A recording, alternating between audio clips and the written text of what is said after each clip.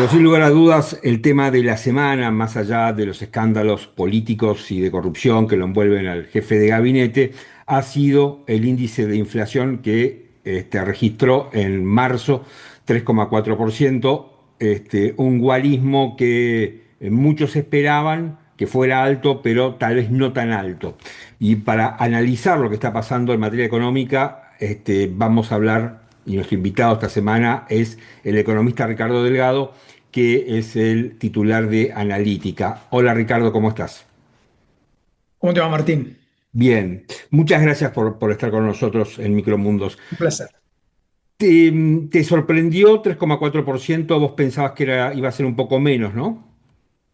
Sí, nosotros teníamos tres en analítica.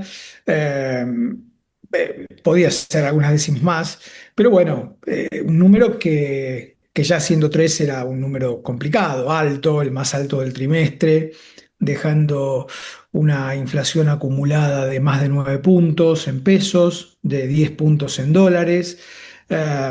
Con lo cual, digo, me parece que el gobierno, bueno, hacia adelante va a tener que poner un poquito más el foco ahí, eh, para mostrar un sendero decreciente que es probable que en abril empiece a ceder, aun cuando, te agrego, se conoció ayer el dato de la inflación mayorista, que fue bastante malo también, Ujú. ¿no? Superó el 3%, eh, con un impacto muy fuerte de el precio del petróleo en una enorme cantidad de sectores productivos. Por supuesto, el petrolero y los vinculados al petróleo también es primero, pero también en otros sectores que utilizan el petróleo como insumo, lo que nos está diciendo que todavía va a haber algún traslado de ese aumento importante que tuvo el precio del petróleo, que en principio ya debería haber estando concluyendo, digamos, ¿no? Por por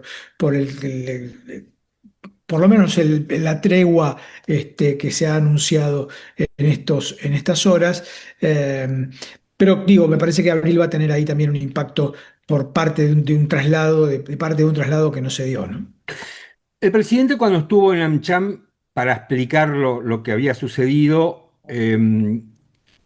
le dio un poco la responsabilidad de la guerra, un argumento que me hizo acordar a Alberto Fernández cuando hablaba sobre la guerra en Ucrania, que en aquel momento se había desatado y se responsabilizaba lo que eso había ocurrido.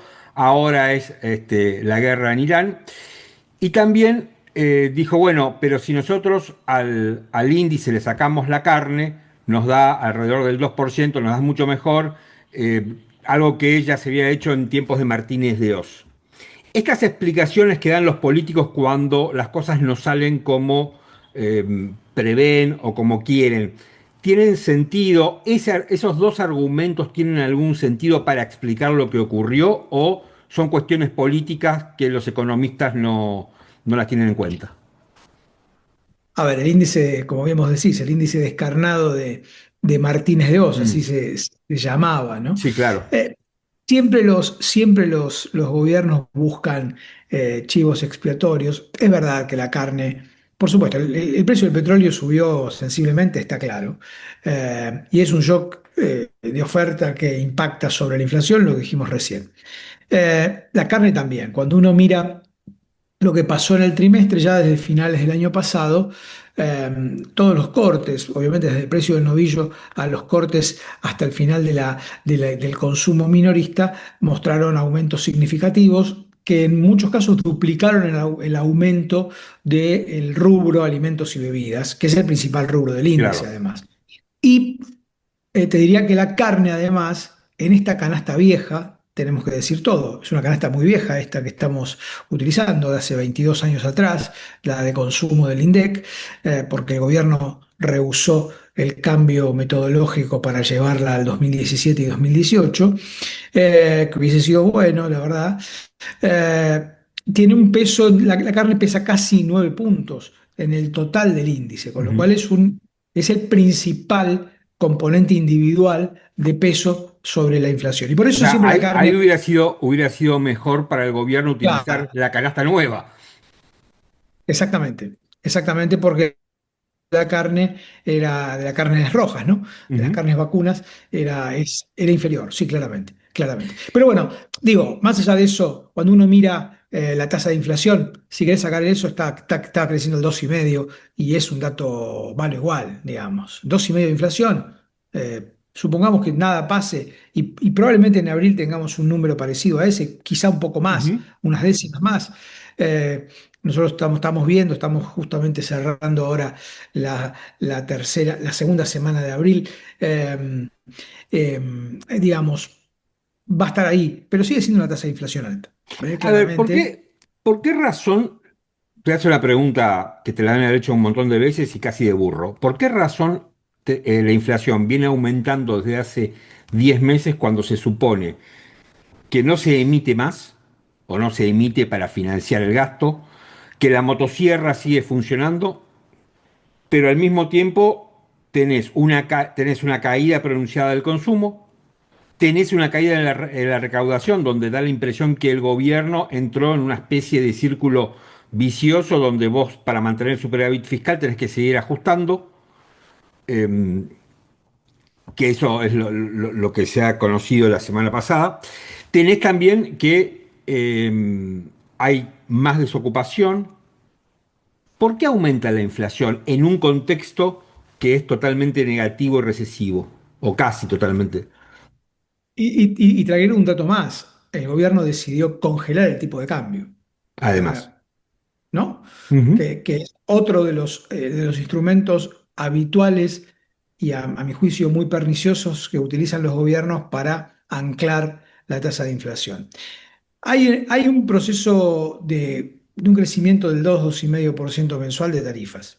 Ese es un elemento que está agregando inercia a la tasa de inflación, un ajuste que todavía no terminó, la reducción de subsidios energéticos y de transporte. En ese orden de magnitud, los energéticos representan casi el 65% de los subsidios totales, y el transporte del resto. Todavía continúa ese proceso, ¿no? Bueno, me parece que vamos a tener que acostumbrarnos. A mí me gusta utilizar la frase del asesor uruguayo que tiene el equipo económico, ¿no? De Ernesto Talvi, que habla de que con la inflación hay que tener paciencia estratégica. A Uruguay le llevó 5 años llevar la inflación de los niveles en los que estaba al dígito anual. Lo mismo pasó en Chile en los 80 y 90, en Colombia, en Perú. Eh, Digo, en Brasil con el Plan Real en el 94, los primeros años tuvo inflaciones de estos órdenes de magnitud. Hoy Brasil tiene una tasa de inflación de un dígito anual. Si bien subió, tuviste 0,9 en producto del impacto de la guerra. eh, Tuviste 0,9, digo, en marzo. Pero bueno, más allá de eso, me parece que tenemos que acostumbrarnos a que el proceso de desinflación es lento. ¿Eh?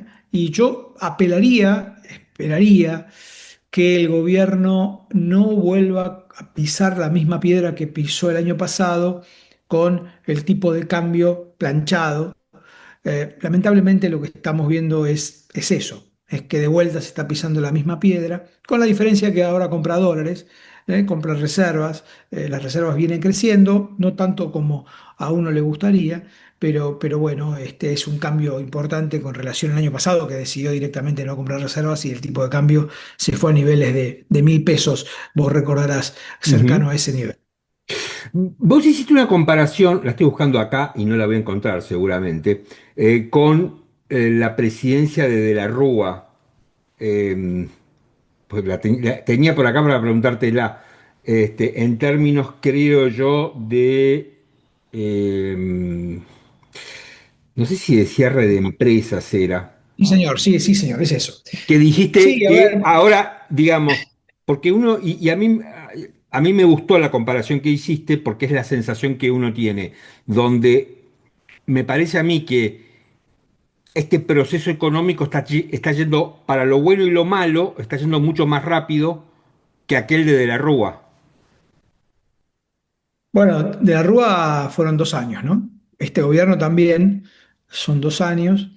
El gobierno de la Rúa se cayó, no se va a caer, por suerte. Ujú, Eh, y Sí, básicamente, digamos, analizábamos el proceso de destrucción neta o de creación neta de empresas, digamos, desde la Rúa a esta parte, que es desde donde hay información pública, ¿no? Y digamos, en estos 2 años se destruyeron en términos netos, o sea, entre empresas que se crearon y empresas que cayeron, 24.000 empresas aproximadamente Sí. desaparecieron en 2 años. En el gobierno de la Rúa fue incluso un poco menos, 22.000, si mal no recuerdo, tengo el dato acá, y también un número parecido en los 4 años de Macri, ¿no? Yo creo que de vuelta, todas estas comparaciones que quiero, Martín, vos sabés lo que yo pienso, no tienen ninguna connotación ni ideológica ni partidaria, están solo para tratar de poner en Y perspectiva para entender. y para entender cómo son exactamente, cómo son los procesos macro que se dan a lo largo de los años. Eh, lo que digo es, de vuelta, estamos haciendo un proceso importante de transformación, bienvenido sea, pero no estamos teniendo en cuenta los costos de esa transición y de esa transformación, ¿no? Y me parece que estamos pagando, y eso no creo que sea eficiencia desde el punto de vista económico, porque el aumento del desempleo, la mayor informalidad laboral, que es en alguna parte la contracara, el Ujú. contrapeso de la pérdida del mercado formal de empleo, de trabajo privado en particular, eh, que obviamente tiene naturalmente más capital humano, más capacitación en sí mismo, el escasísimo uso de la capacidad instalada en la Argentina, eso no es eficiencia económica. Eso no es eficiencia económica. Yo creo que uno tiene que tratar de utilizar la mayor cantidad de factores productivos y no dejarlos ociosos, porque así se desarrollan los países. Por supuesto que hay que cambiar las reglas de juego, por supuesto que veníamos de una economía totalmente desquiciada, que había perdido todo rumbo, no solamente en lo fiscal, en lo monetario, en lo cambiario, en las regulaciones a las importaciones, las trabas, todo eso hay que cambiarlo. Ahora, a eso hay que complementarle, me parece, todo lo otro. A ver, Porque hay algo que yo no entiendo, y perdóname que te interrumpa.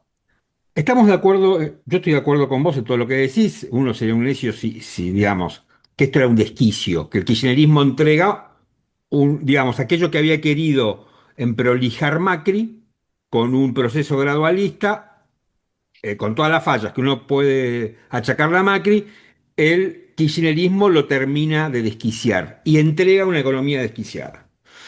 Entonces este gobierno dice, bueno, voy a arreglar todo eso más allá de los estilos. Trata de emprolijarlo, lo emprolija en gran medida. Ahora, lo que no entiendo de la lógica es por qué razón tengo que destruir la industria. O sea, esa parte, o sea, ¿por qué para construir tengo que agarrar y destruir? Porque yo puedo decir, bueno, los textiles, tenemos que producir camisas y tal vez no tengamos que producir camisas. Ahora, ¿es lógico abrir la economía a los chinos como se abre en la Argentina cuando todo el mundo le escapa a los chinos porque les da miedo? Digo, esa parte yo no la entiendo ni desde la ideología ni desde la lógica económica con lo poco que sé de economía. ¿Cómo se explica? oh, y además te diría, bueno, yo coincido plenamente. Me parece que en el arte de hacer política económica, que es el arte de hacer política en un punto, porque Sí. toma decisiones económicas, está tomando decisiones políticas, Ujú. porque está de alguna manera asignando recursos en un sector y no en otro, porque está decidiendo inversiones en un sector y no en otro, está eligiendo, qué es lo que hacen los políticos, digamos, y está muy Sí, bien, claro. así debe ser. Y un ministro de Economía es un político, básicamente. No creer eso es engañarse claramente. Pero dicho esto, eh, y a ver, y también teniendo en claro algunas cuestiones, ¿no? Contra China, aun cuando le pongas una protección del 50%, no vas a poder competir nunca. Esto es así, digo, ¿se entiende? Entonces habrá que pensar de qué manera se reconvierten los sectores que están más expuestos a esa competencia china.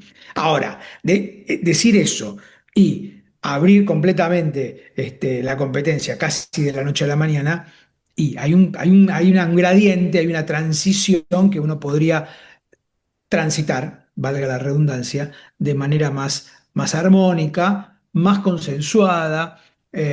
Por supuesto que aquel sector protegido va a querer mantener la protección y va a tratar de encontrar todos los medios para hacerlo. Bueno, pero ese es el juego de la política económica también. Este juego de es el arte de la política económica. Ahí está el arte de la política económica. Obviamente, cualquier Y el ministro de problema, Economía, pero sí, te agrego esto, y el problema es que vos lo podés hacer con un tipo de cambio que tenga en perspectiva esto de que la competencia, digamos, no quiero llamarlo desleal, pero la competencia virulenta, agresiva, digamos, te va a complicar el empleo, te va a complicar la recaudación, te va a complicar la actividad. ¿Qué quiero decir con esto? No es lo mismo hacer empezar un proceso de transición hacia la liberalización comercial con un tipo de cambio más alto que con un tipo de cambio más bajo como el actual. ¿Se ujú, entiende lo que digo? Naturalmente, el tipo de cambio establece una barrera, porque los bienes importados se vuelven más caros, naturalmente, y los bienes de exportación más competitivos en el mundo. Entonces me van a decir, yo quiero castigar el salario de los argentinos. Y no, porque la verdad que el salario de los argentinos, mirá, estaba revisando los últimos números salariales del INDEC de febrero, el salario real, el salario formal del sector privado en febrero cayó 2 puntos, casi 2 puntos y medio en pesos y aumentó 4 puntos en dólares. Entonces, ¿qué importa que aumentó 4 puntos en dólares? ¿Le importa a aquel industrial, aquella pyme que le aumentó el costo en dólares? Pero en el bolsillo del trabajador de esa pyme, en pesos, perdió. Es por eso también este truco de que los salarios en dólares crecen en la economía y es medio... Pero bueno, dicho esto, yo creo que el gobierno tiene que empezar a pensar que estos sectores, la industria, la construcción, otro sector gran dinamizador de ujú, empleo, el comercio, esos tres sectores son los grandes demandantes de empleo, los grandes demandantes de empleo, pero además, y vos lo dijiste al pasar, son los sectores que más tributos aportan al Estado Nacional. claro. Buena parte de los 8 meses de caída en la recaudación real obedecen a la caída de la actividad en la industria, en la construcción y en el comercio, que por un lado o se están informalizando o directamente no están pudiendo pagar impuestos y están cerrando, como vemos en el aumento de firmas que están cerrando. Entonces, Ujú. esa conjunción de factores tiene que hacerle ver al gobierno que su propia columna vertebral, que es absolutamente central mantener, con independencia de si está Milei o esté Kicillof o esté quien esté en el gobierno, que es el equilibrio fiscal. No se puede sostener un equilibrio fiscal sólido, consistente, en una economía que se estanca y que está ingresando en algunos sectores en una recesión profunda, en algunos sectores. Entonces, no vamos a tener superávit fiscal en una economía que se achica. No hay O manera de sea, hoy se sostener. está poniendo en peligro el superávit fiscal. No, no te diría en peligro, pero se está haciendo cada vez más difícil porque el límite que es el recorte del gasto ya está en un nivel, digo, vamos a tener muchos PAMIs si seguimos así. Ahora, yo Muchos tengo una conflictos. pregunta. Yo puedo obtener el equilibrio fiscal cortando gastos, que cuando se trata de gastos superfluos está muy bien. Ahora, también podría tener la lógica a la inversa y decir, bueno, puedo tener equilibrio fiscal aumentando la producción. Y la recaudación, Y claro. bueno, por ende aumentaría la recaudación. Claro. Ahora, este último argumento no lo escucho en el gobierno. No, Eso es porque una cuestión, pará, pero además, te sí, completo así, porque claro. al final estamos orillando, o sea, con un economista estoy hablando más de política, me parece, que de economía. Eh, Eso tiene que ver con una cuestión ideológica, porque yo no creo que Milei no sepa este análisis tan obvio, o que Caputo no lo sepa. A ver, yo creo, a ver, creo que este es un gobierno que declama mucho dogma en materia económica, que se dice muy dogmático, que lo único que importa son los mercados libres, las decisiones individuales sin injerencia del Estado, todo lo que ya sabemos, Ujú. pero que es pragmático en muchos de sus aspectos. Te voy a poner dos o tres ejemplos simples. El año pasado, a esta altura, en abril, después del acuerdo con el fondo, se sacó el cepo para vos y para mí, para los que nos escuchan. Sí. Ahora, las tesorerías de las empresas tienen cepo hoy. Ujú. Vos tenés en tu cuenta bancaria de una pyme 10 millones de pesos y no podés comprar como hacemos nosotros en una aplicación bancaria dólares. No, no podés.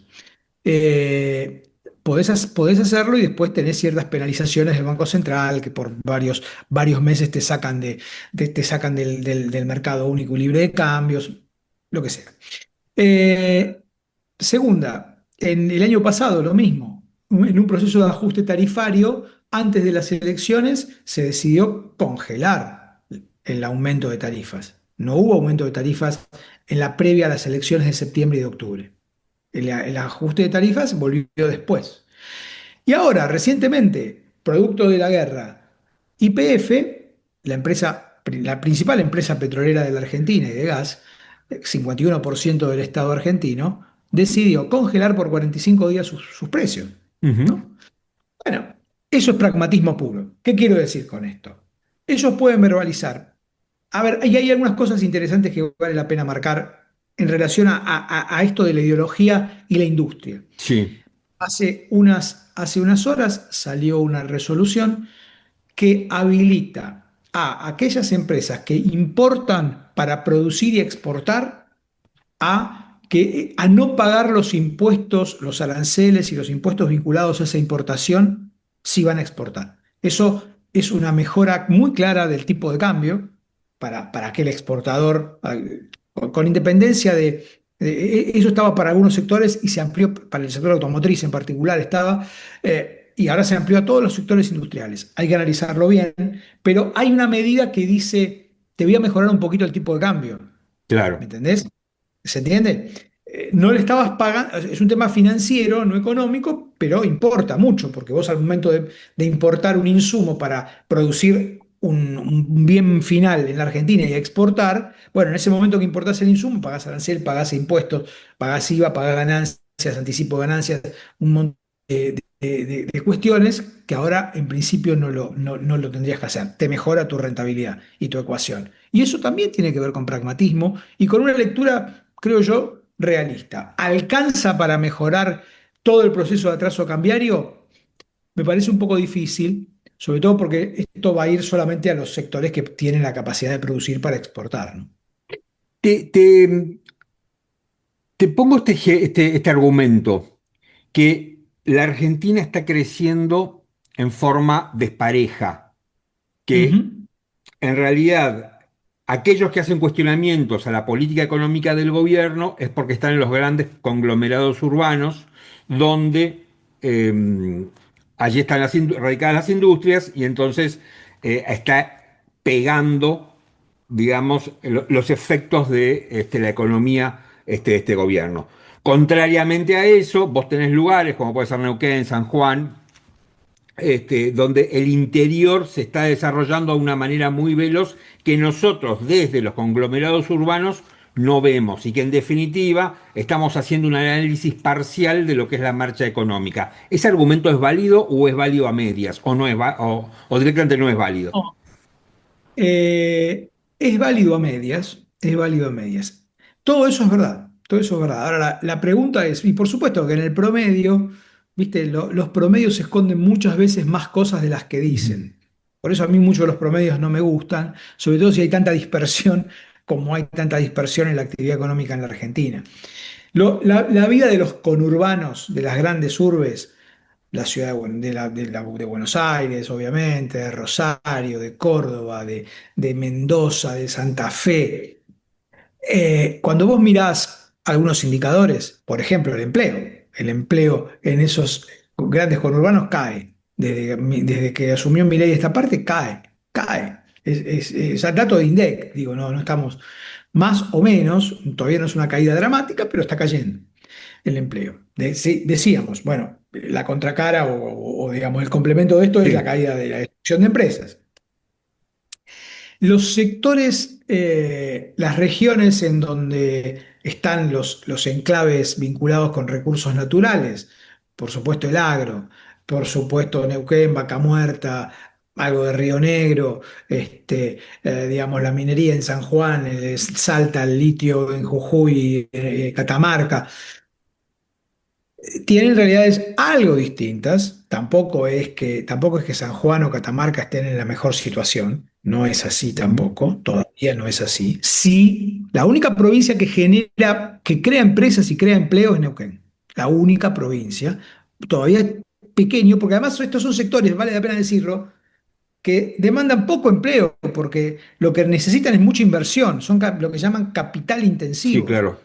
sectores capital intensivos, y bienvenidos sean, porque esto es importante también decirlo. Tenemos que facilitar esas inversiones porque nos van a, digamos, hacer olvidar y dejar, solamente para recordarlo en los libros de historia, la clásica restricción externa de la economía argentina, que se quedaba sin dólares cuando empezaba a crecer, el famoso proceso de stop and go. La economía iba, go, y en un momento se quedaba sin dólares y el stop, venía el stop. Es el famoso ciclo de stop and go. Cuando vos creces, demandás más dólares, te genera un problema del sector externo, tenés que devaluar y la vuelta a empezar otra vez. Bueno, esto en 3 o 4 años ya va a estar resuelto, o 5, Por depende de la eso, velocidad. disculpa, por eso es que Milei dice les van a salir los dólares de las orejas. ¿A eso se refiere? Bueno, ahí hay otro tema. Bueno, sí, claro. Bueno, no sé si de las orejas. Esperemos. Pero vamos a estar mucho más holgados, mucho más holgados. Ujú. Ahora, el problema de esto es que en 4 o 5 años el tipo de cambio va a ser un tipo de cambio que no va a ser suficiente, a mi juicio, para reconvertir a la velocidad a estos 3 o 4 años a muchos sectores industriales que hoy necesitan un tipo de cambio más alto y de la construcción. Porque también hay que decir que la construcción, los costos de la construcción en la Argentina, hoy hacen prácticamente prohibitiva por ejemplo, construcción de viviendas para clases medias, porque los precios no están dando la cobertura necesaria de esos costos que han aumentado tanto en dólares en estos años. ¿Se entiende? Y Sí. entonces vos por ahí tenés, entonces obviamente tenés en los enclaves más, donde el metro cuadrado vale 4 o 5 mil dólares o más, bueno, ahí hay construcción. Pero en otros sectores, la verdad que no. Entonces, eh, se hace más difícil, Pero ¿por se hace qué? más. A ver, Sí. viste que siempre, o tradicionalmente, hasta que apareció el tema de Vaca Muerta, la minería y la energía, siempre la cuestión era el campo o la industria. ¿Te acordás que durante el kirchnerismo permanentemente se discutía eso en un axioma completamente ridículo? Ahora, a mí me da la impresión que ese axioma lo estamos volviendo a tener, pero no ya es el campo, sino que es, porque parece que si vos defendés a la industria o decís, che, guarda acá que hay No, problemas, te dicen, no, pero vos pero no querés que digamos, que la energía volamos y el petróleo, y no, no, no. no.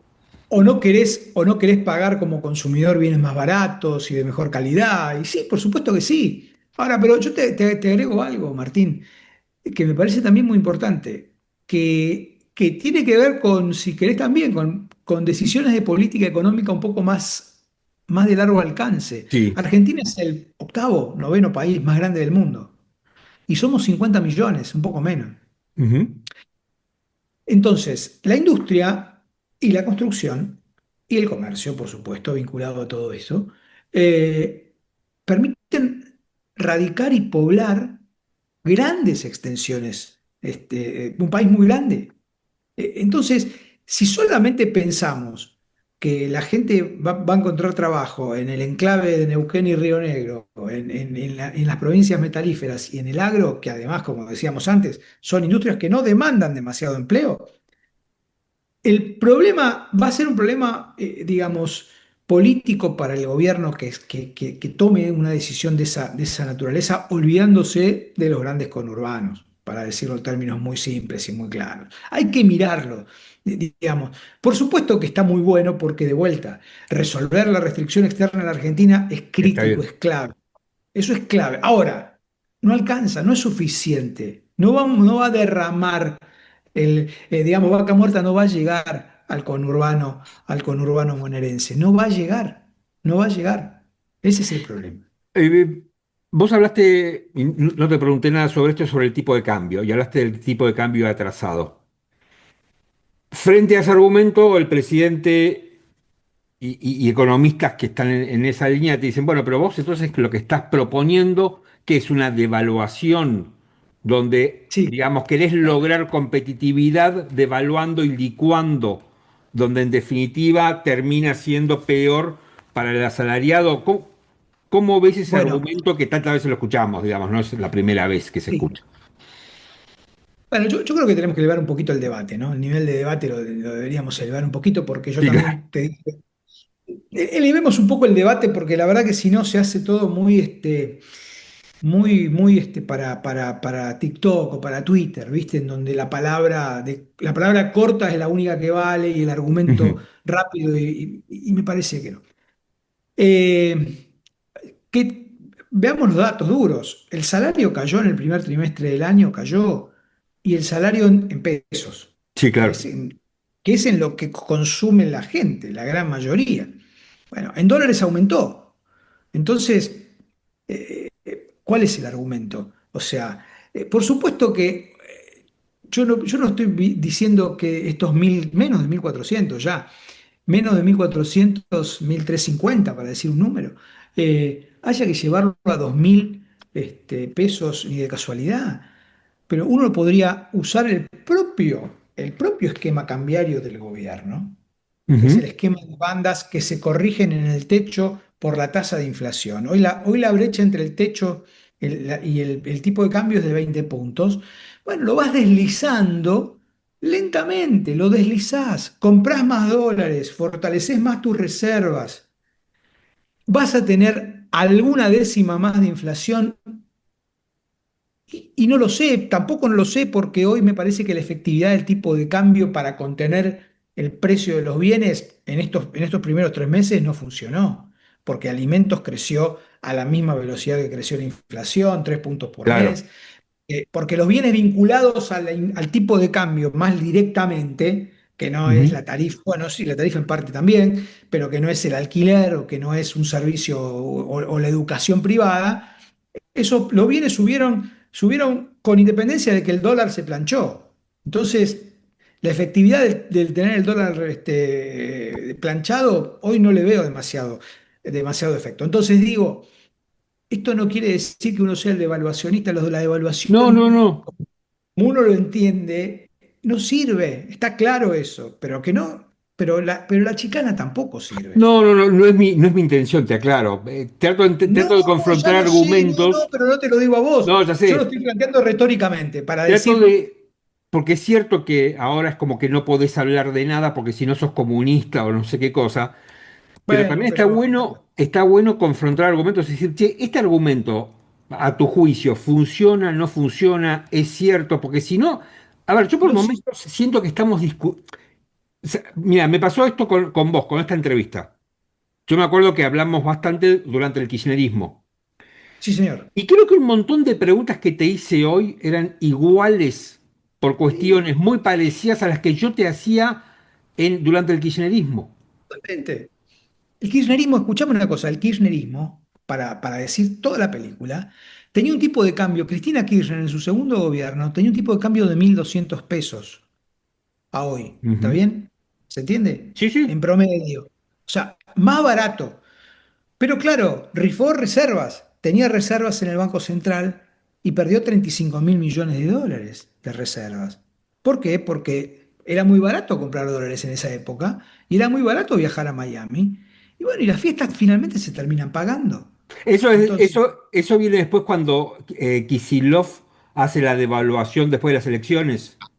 En ese claro, momento me estás hablando. en enero del 2014 hace la devaluación, en enero del 2014, y corrige algo corrige algo el problema cambiario, que era un drenaje mortal de reservas, importadores que compraban cualquier cosa para estoquearse. Lo que ya sabemos, cuando el tipo de cambio es bajo, y no digo que sea lo mismo, bueno, más tarde o más temprano uno dice, che, va a saltar. Claro. ¿Sí? Ahora, por eso digo, pongamos un poco de perspectiva a las cosas y démosle un poquito más de argumentos y de calidad. No digo yo tener razón, pero digo, miremos toda la película. Y es cierto, vale la pena también Ujú. decirlo, como te dije antes, que si la Argentina, digamos, madura todo esto que está pasando en la cordillera, digamos, de la Argentina, por el lado de la cordillera, bueno, el tipo de cambio de equilibrio de la Argentina seguramente va a ser más bajo. Claro. Sí, va a ser más bajo, sí. Va a ser más fácil hacerse de dólares. Esto va a ser así y va a ser más difícil entonces competir. Por eso las empresas hoy tienen que estar, las que tienen problemas de competitividad, tienen que tratar de trabajar en eso, justamente. Ricardo, muchísimas gracias por esta charla. Un placer, Martín. Lo mismo digo, y espero que no pase tanto tiempo sin que No, charlemos. yo estoy Gracias. acá, como siempre. Te Un mando un gran abrazo. abrazo. Gracias.